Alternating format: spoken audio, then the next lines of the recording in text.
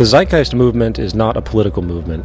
It does not recognize divisionary notions such as nations, governments, races, religions, creeds, or class. Rather, we see the world as one organism, with the human species as a singular family. Simultaneously, we acknowledge that we depend entirely on our environment, not only in regard to the necessities of life, such as food, air, and water, but also for influence and guidance in regard to life's processes. We recognize and understand that aligning ourselves with natural processes is the most progressive and productive disposition we can have. The Zeitgeist movement, in fact, is the activist arm of the Venus Project, an organization which constitutes the lifelong work of industrial designer and social engineer Jacques Fresco. Simply put, what the Venus Project represents and what the Zeitgeist movement hence condones could be summarized as the application of the scientific method for social concern. One of the greatest discoveries of humankind, which has allowed for tremendous advancement in our abilities on this planet, has been the understanding and application of science. Through the humane application of science and technology to social design and decision-making, we have the means to transform our environment into something exceedingly more balanced, organized, humane, productive, and most importantly, sustainable. As many are aware at this time, both our societal integrity and ecological integrity are in serious question. The current economic system is falling apart at an accelerating rate, with the prospect of worldwide unemployment and destabilization occurring possibly on the largest scale ever seen. Simultaneously, we are courting the point of no return in regard to the destruction of the environment. Given the current state of affairs, many of which will be addressed in the first part of this presentation, the viewer should find that we not only need to move in another direction, we have to. In order to understand where we are and how we have gotten to this point in history, we need to address those societal attributes which have greatly affected our social conduct. The most important observation in this regard is our use of a monetary system. In this section, we are going to address the mechanisms of our world monetary system, pointing out the consequences this type of organizational structure has produced. These consequences include 1. The need for cyclical consumption, denoting the economic requirement that products and services are perpetually bought and sold regardless of quality and waste. 2. The abundance of scarcity, denoting how resources, goods, and services are deliberately made scarce to ensure profitability within the supply and demand equation. 3. The priority of profit, denoting the vast corruption commonplace in the world due to the need to generate income. 4. Fiscal manipulation, denoting how the central banking systems of the world work to control the economy for the benefit of their corporate constituents and establishment power. 1. The need for cyclical consumption.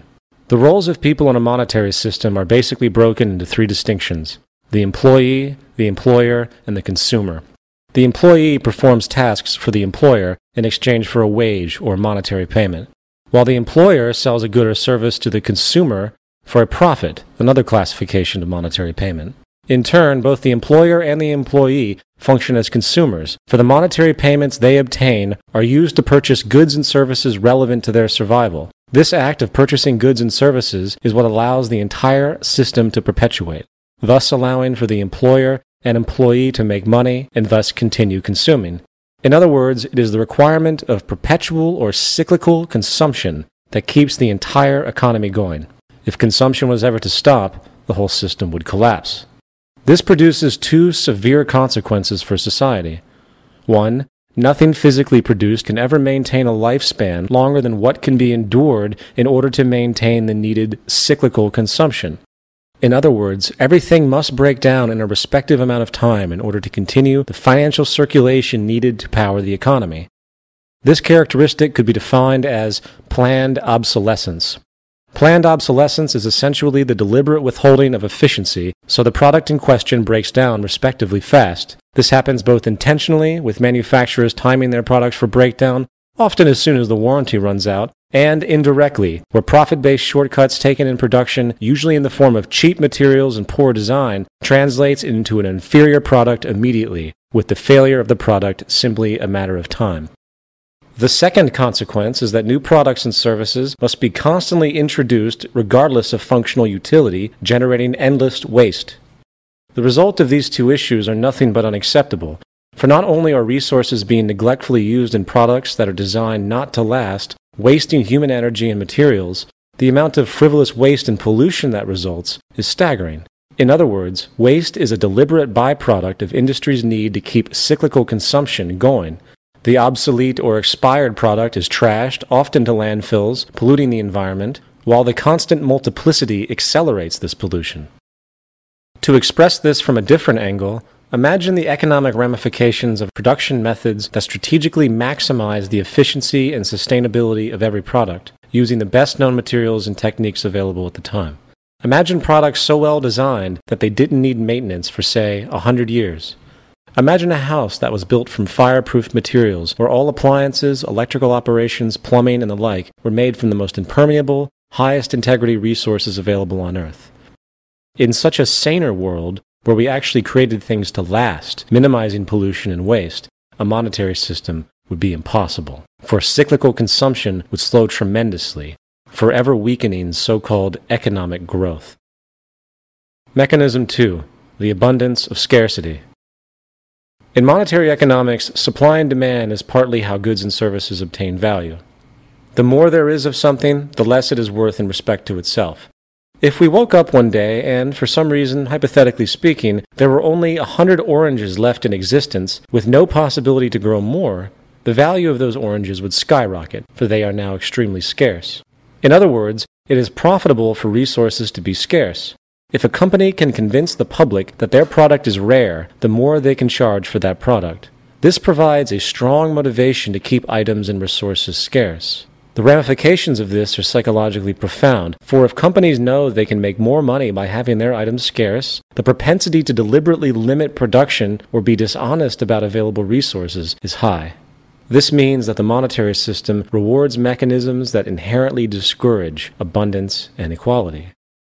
Even more offensively, profit can actually be made as a result of scarcity generated by environmental pollution, such as what is now happening with our water supplies. This creates a perverse reinforcement of indifference to environmental concern by industry, for the more damage there is, the more profit that can be obtained by offering solutions. And this leads us to 3, the priority of profit. A monetary system's foremost motivating principle is profit, or more generally, income. All people must seek out a strategy to acquire money. A wage earner seeks out the best possible pay he can get for his services, while the employer seeks to constantly reduce costs in order to maximize their profit. This competitive mentality extends into all facets of society, and it should be no surprise that those who are in positions of great wealth are often the most ruthless and indifferent. Now, before we move any further into the negative consequences of the profit priority, let's first consider what many think to be the good side of this system: incentive. As the theory goes, the need for profit provides a person or organization with motivation to work on new ideas and products that might sell in the marketplace. In other words, the assumption is that if people were not motivated by their need to obtain money, nothing would be invented and little social progress would be achieved.